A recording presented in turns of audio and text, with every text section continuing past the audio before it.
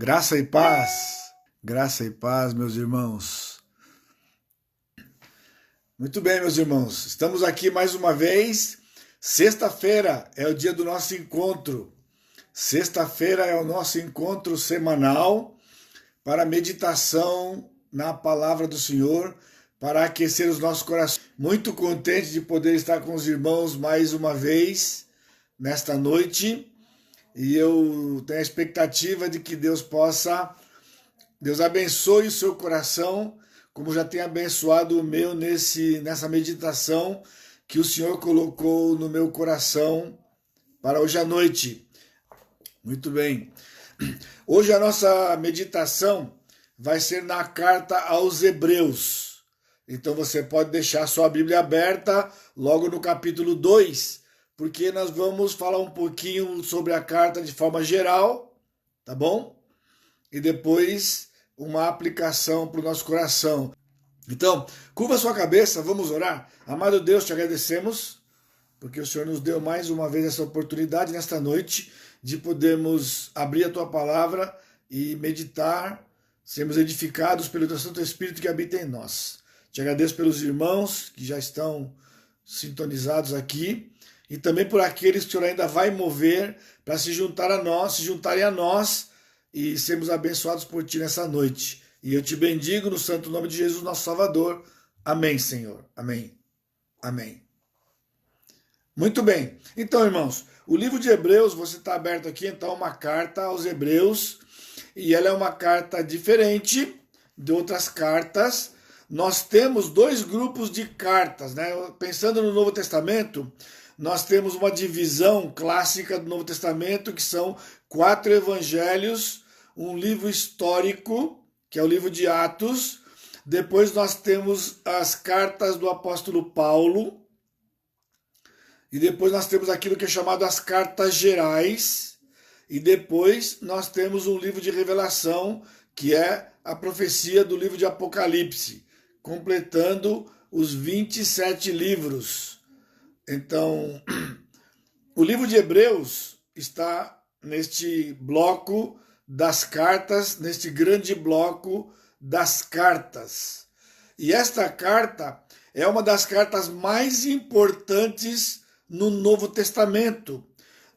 Na vida dos crentes é muito comum que certos livros da Bíblia acabem tomando uma proeminência, uma certa preferência. E em termos de Novo Testamento, nós temos o livro de Romanos, porque recentemente nós terminamos uma série de 12 aulas da escola dominical, e brevemente vai ser lançado o livro, né, o comentário de Romanos, depois daquelas aulas, a exemplo do que aconteceu com o livro de escatologia, depois daquela conferência de escatologia.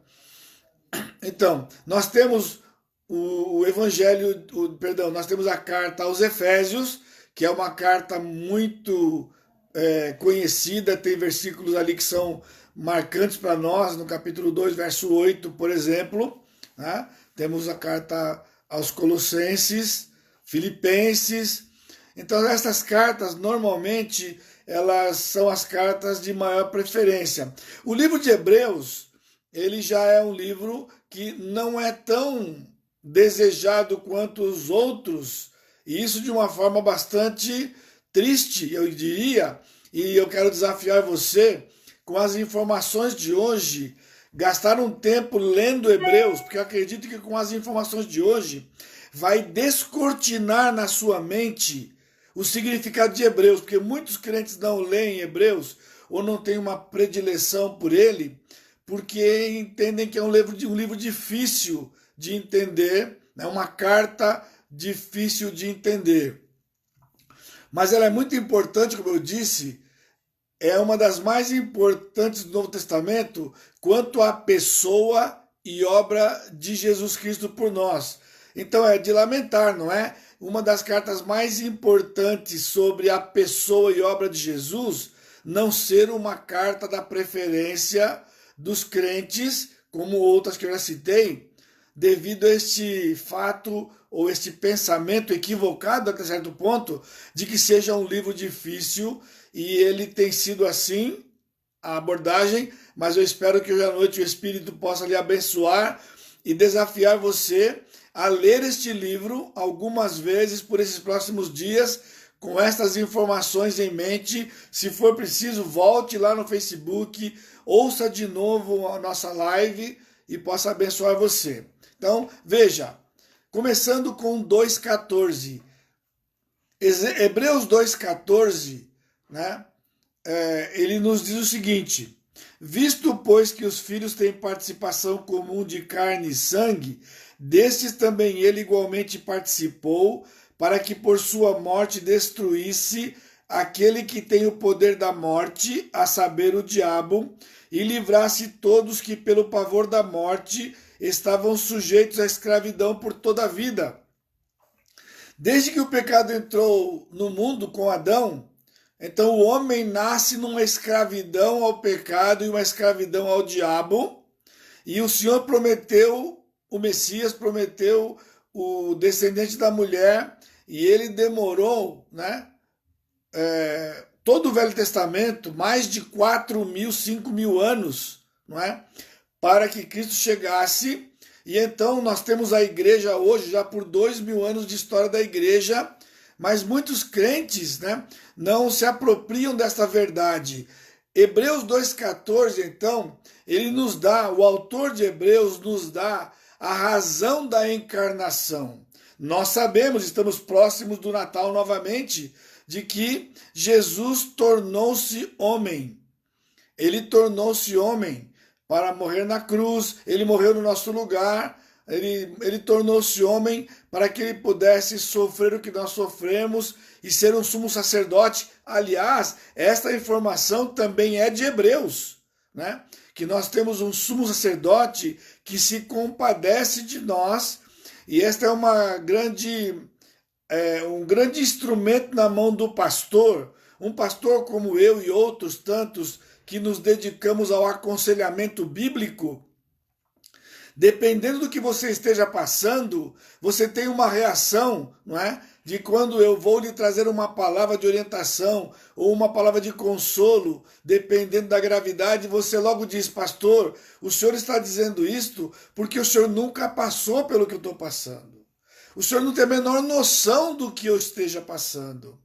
E então, quando eu ouço e quando eu ouvi ao longo desses 40 anos, né, de ministério, a minha resposta é: de fato, se for o caso, eu não sei mesmo, não tenho a menor noção do que o irmão ou a irmã esteja passando.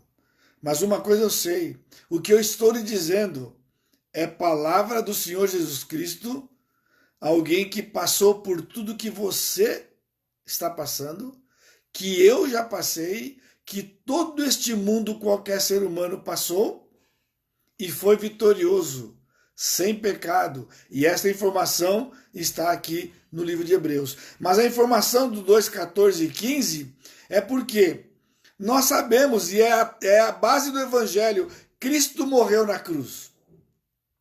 Isso é muito superficial, irmãos. Isso é muito simples. Mas é uma verdade das mais, se não a mais profunda de toda a Escritura, de toda a revelação. Cristo morreu na cruz porque ele se tornou homem. Então, aqui ele diz: visto pois que os filhos têm participação comum, os filhos têm participação comum de carne e sangue, desses também ele igualmente participou. Então ele faz aqui, de forma única em toda a Escritura, uma junção de Natal e Páscoa. Ele igualmente participou da natureza humana. Natal, ele nasceu, ele tornou-se homem. E ele diz: para que por sua morte destruísse. Ou seja, ele nasceu na manjedoura para que, tornando-se homem, ele podia morrer. Páscoa. Portanto, a Páscoa é a razão do Natal. A Páscoa é a razão do Natal, pelo simples fato, ignorado por muitos crentes: Deus não morre. Como Deus poderia prometer resgatar o homem que tinha uma pena de morte sobre ele? quando Deus não morre.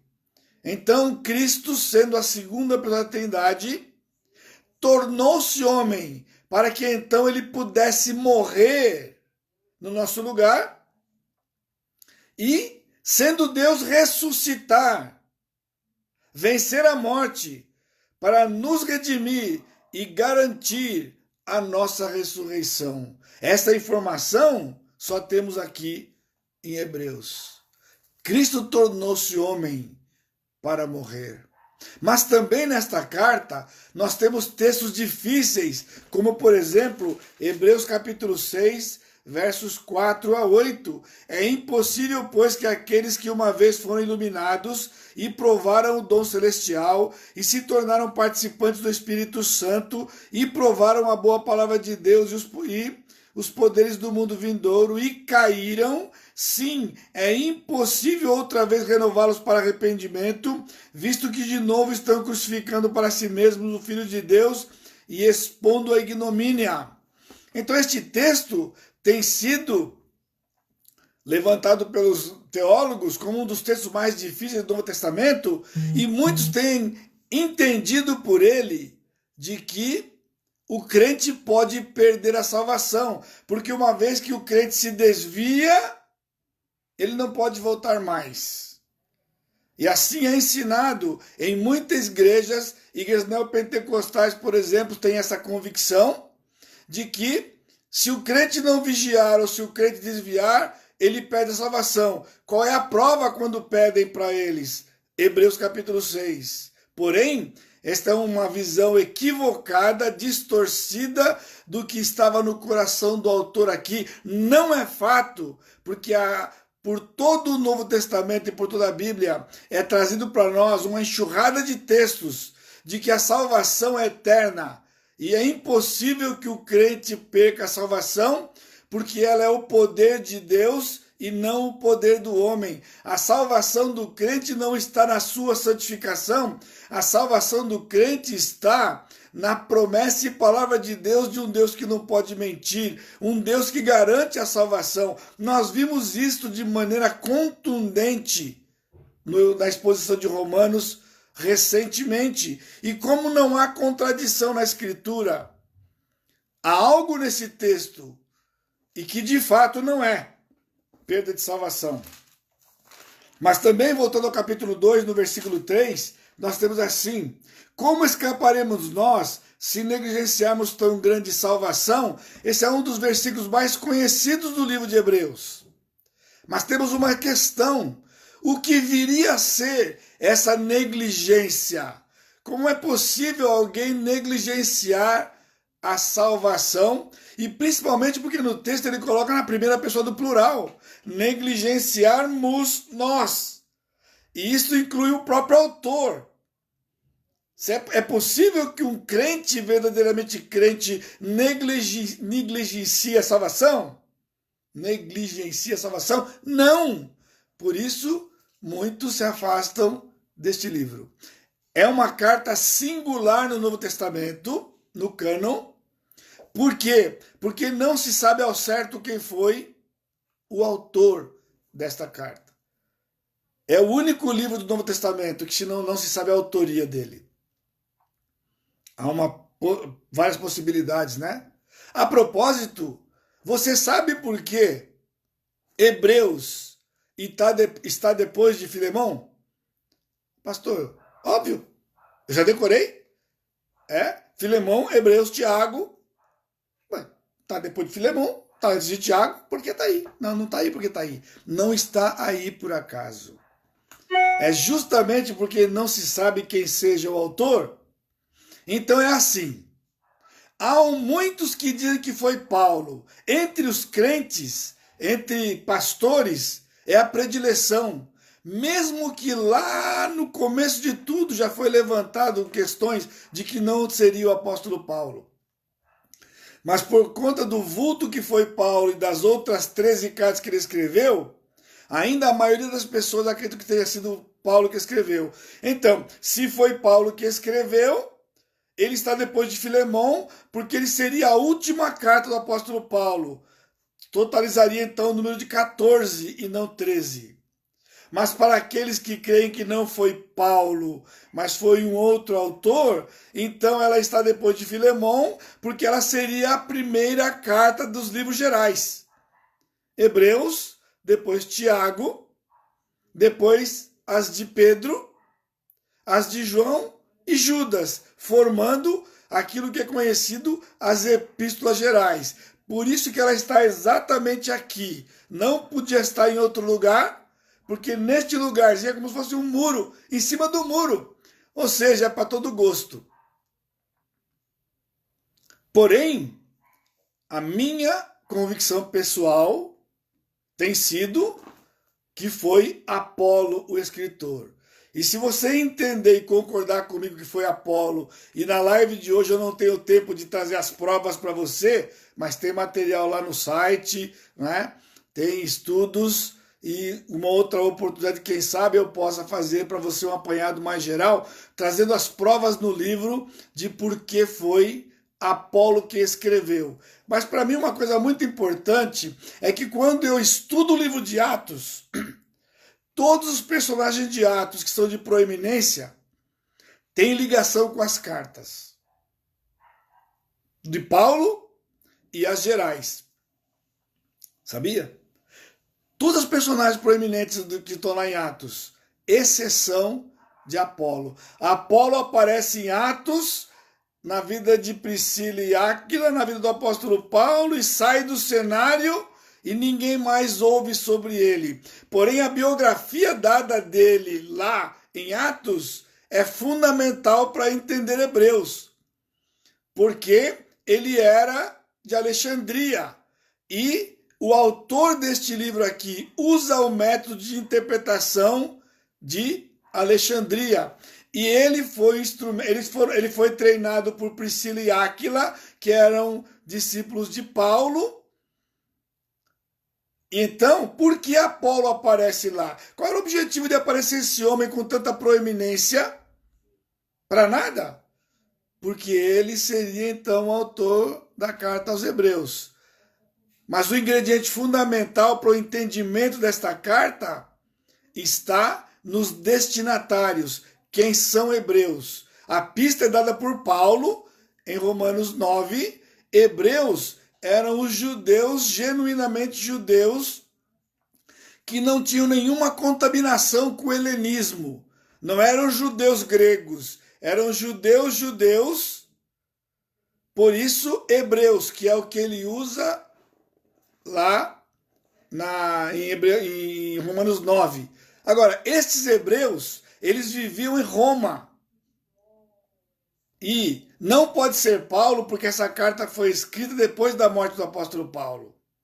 E não pode ser nenhum outro apóstolo, porque menos João, todos eles morreram por esta época aqui.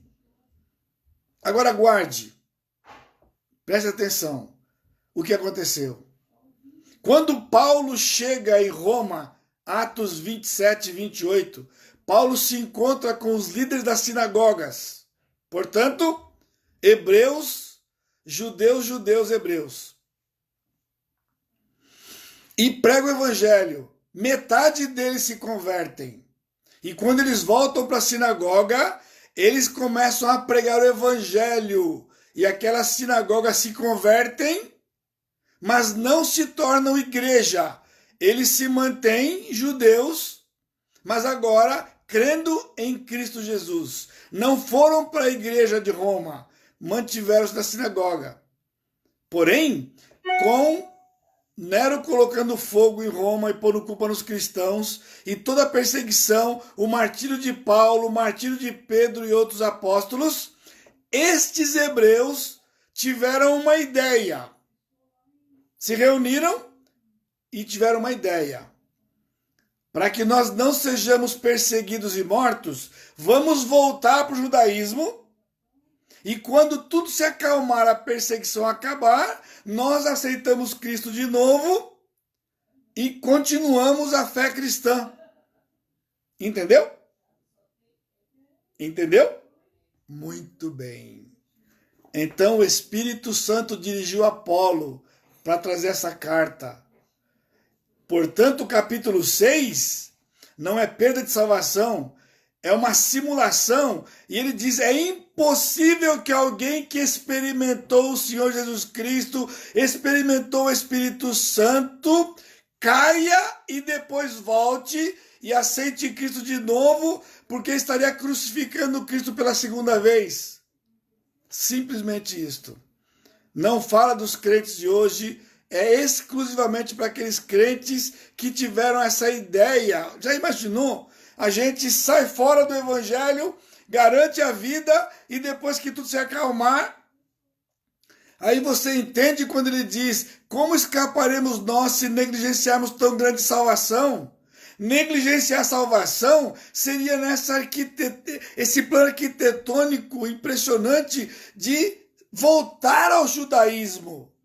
Por isso, o livro de Hebreus é uma sucessão de provas da superioridade de Cristo ao judaísmo, aos anjos, ao judaísmo, em todos os seus detalhes, mostrando que era negar a fé, voltar para trás, porque era algo premeditado. Por isso, sabendo que é Apolo e sabendo quem são os hebreus, tudo no livro se encaixa perfeitamente. Por isso que Apolo faz uma defesa tão importante e profunda sobre a pessoa e obra de Jesus, que era para tirar essa ideia definitivamente desses crentes, dizendo que uma vez salvos era impossível que eles voltassem para trás. Lembra daquele cântico do outro dia? Para trás não volto. Não volto mais. No entanto, a live de hoje, nesse tempinho que eu tenho, mostrando esta, agora que você já tem o destrancando para você, que ao ler Hebreus você vai entender que todo o conteúdo era o Espírito Santo mostrando para este grupo de crentes judeus de que era uma loucura aquela ideia de voltar para trás por causa da perseguição. Morre por Cristo, mas não abandona Cristo. Essa é a ideia. Portanto, tudo de Hebreus gira em torno disto. E eu quero levar você rapidamente para o capítulo 3. Porque no capítulo 3, o autor, Apolo, ele mostra para estes crentes hebreus de que Cristo é superior a Moisés. Porque voltar para o judaísmo era voltar para Moisés. Voltar para Moisés era deixar o maior para voltar para o menor. Porque Moisés é a figura mais proeminente no judaísmo. Há rabinos que dizem o seguinte: as 50 portas do universo, Moisés passou por 49. É isso que eles pensam de Moisés. Por isso que importunavam Jesus todo dia, toda hora. Os líderes de Israel, levantando Moisés, levantando a lei, levantando o Velho Testamento contra Cristo. Por isso o autor de Hebreus tinha que ter esse capítulo, no capítulo 3. E Apolo era tão brilhante no seu grego, tão brilhante na sua abordagem, de que ele prova a superioridade de Cristo a Moisés apenas usando duas preposições. Ele não precisou gastar páginas para fazer isto, dezenas de versos para poder fazer essa prova. Capítulo 3, então, nós temos nos versos 4 e 5, ele dizendo assim: pois toda a casa é estabelecida por alguém, mas aquele que estabeleceu todas as coisas é Deus. E Moisés era fiel em toda a casa de Deus como servo, para testemunho das coisas que havia de ser anunciadas. Cristo, porém, como filho, em sua casa, a qual somos nós, se guardarmos firmes até o fim, a ousadia e a exultação da esperança. Nós temos um problema de tradução aqui, porque fica mascarado a esse jogo de preposições. Porque no verso 5 ele diz: Moisés era fiel em toda a casa. Cristo, porém, como filho, sobre a casa, não é em sua casa, sobre a sua casa, a qual somos nós. se guardarmos firmes até o fim. Então ele está dizendo, Moisés foi muito grande, talvez o maior ou dos maiores de todos os homens, mas detalhe, ele estava dentro da casa e era humano igual a todos os outros. Jesus, ao contrário, sendo homem, perfeitamente Deus, estava sobre a casa. Ele era o dono da casa. Por isso não podem voltar para trás e abandonar Deus para estar com Moisés. Você viu? Um versículo. Isto é Apolo, um homem que dominava e tinha um grego eloquente e foi dirigido pelo Espírito para ser contundente, é gritante. E eu vou lhe mostrar uma coisa, se você consegue enxergar aí. Veja se você enxerga aí. Dá para enxergar? Deixa eu ver aqui. Isto, agora aqui, ó. Tá vendo aqui? Tem duas preposições. Dentro da casa tem uma preposição grega en, que é em português, e em cima, perto da chaminé, tem epi, sobre. Ele está dizendo, Moisés foi grande, mas estava dentro da casa. Cristo está sobre a sua casa. Isto aqui era um grande argumento para mostrar a superioridade de Cristo. E ele vai usar muitos destes argumentos ao longo do livro para mostrar quem é o Senhor Jesus Cristo e essa obra que ele fez por nós. Em João capítulo 12, Cristo disse que ele tinha nascido para aquela hora que estava por chegar. Leia, eu vou ler para você rapidinho aqui para terminar. João 12. João capítulo 12, ele diz aqui, versículo 24, em verdade vos digo, se o grão de trigo caído na terra não morrer, fica ele só, mas se morrer, produz muito fruto. Quem ama a sua vida perde-a, mas aquele que odeia a sua vida neste mundo preservá-la para a vida eterna. Se alguém me serve, siga-me, e onde eu estou, ali estará também o meu servo. E se alguém me servir, o Pai honrará. Seguir Jesus implica em morrer todo dia, como ele morreu na cruz. Ele diz, aquele que me serve, me segue. E aqui ele estava indo para a cruz. E então ele diz no versículo 27, agora está angustiada a minha alma. E que direi eu? Pai, salva-me desta hora? Mas precisamente com este propósito vim para esta hora. Pai, glorifica o teu nome. Então veio uma voz do céu, eu já o glorifiquei e ainda o glorificarei. Isto é o livro de Hebreus, confirmado pelo Evangelho de João, quando Jesus disse com a sua própria boca, eu vim para esta hora. Ele veio para morrer por mim e por você, para que nós pudéssemos ser testemunhas dele aqui enquanto vivos e ao morrermos a esperança da vida eterna. Ainda ontem eu gravei uma live para o Piauí sobre os distúrbios emocionais nesses dias de pandemia, de ansiedade, medo, preocupação, pessoas com medo de pegar o coronavírus, pessoas com medo de morrer, pessoas com pânico. Precisamos ler Hebreus. Você precisa ler Hebreus. Você precisa ler Mateus. Você precisa ler a Escritura.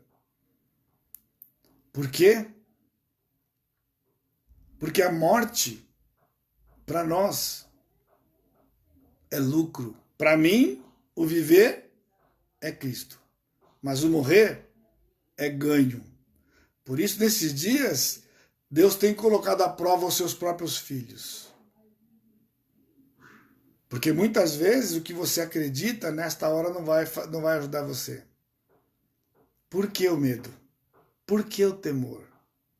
Aí alguém diz, pastor, eu não tenho medo da morte. Eu não sei se é verdade. É o jeito de morrer, porque esse negócio do Covid, a gente morre por asfixia. Parece que você está com água dentro da boca, vai morrer. Salmo 139 diz que os nossos dias estão determinados. Eu não estou dizendo que você deve sair por aí sem máscara, não disse isso. Eu não disse que você não deve se higienizar, não disse isso. Eu não disse que você não tem que observar aquilo que as autoridades colocam, eu não disse isso. Eu estou dizendo crentes que estão morrendo de medo. De morrer. De morrer. Morrer é estar com o Senhor. E eu tenho dito com muito temor no coração, o céu, irmãos, é tão bom que os crentes não querem ir para lá. É só dizer que está chegando o dia e muitos crentes entram em pânico. Pânico total. Quando o médico dá a informação que chegou algo errado. Cristo é o nosso exemplo. Ele nasceu para morrer. E por todos aqueles 38 anos, ele sabia o dia da morte, ele sabia que tipo de morte, e ele nunca teve ansiedade. Pelo contrário, foi ele que disse, não andeis ansiosos por coisa alguma. Porque ele não estava ansioso. Ele disse muitas vezes, não foi chegada a minha hora. Não é a minha hora. Porque havia uma hora. Por isso, Cristo é Deus, superior a Moisés, superior ao judaísmo, superior a tudo. É o nosso Deus. E toda a glória, toda a honra, todo louvor seja dado a Ele, o nosso Deus. Amado Deus, eu te bendigo e te agradeço por esse tempo juntos nessa noite mais uma vez. Alenta os nossos corações, Pai. Fortalece, Pai, o coração dos teus filhos. Traz paz do coração. Pela tua palavra, pelo teu Santo Espírito que habita em nós. Obrigado mais uma vez pela vida do Senhor Jesus Cristo, pela sua morte em nosso lugar. E toda a honra, toda a glória seja dada a Ele. E é em nome dEle que eu te bendigo. Amém, Senhor. Amém. Deus abençoe, meus irmãos, graça e paz. Domingo, se você puder, ainda vaga, Escola Dominical 9h15. Amém.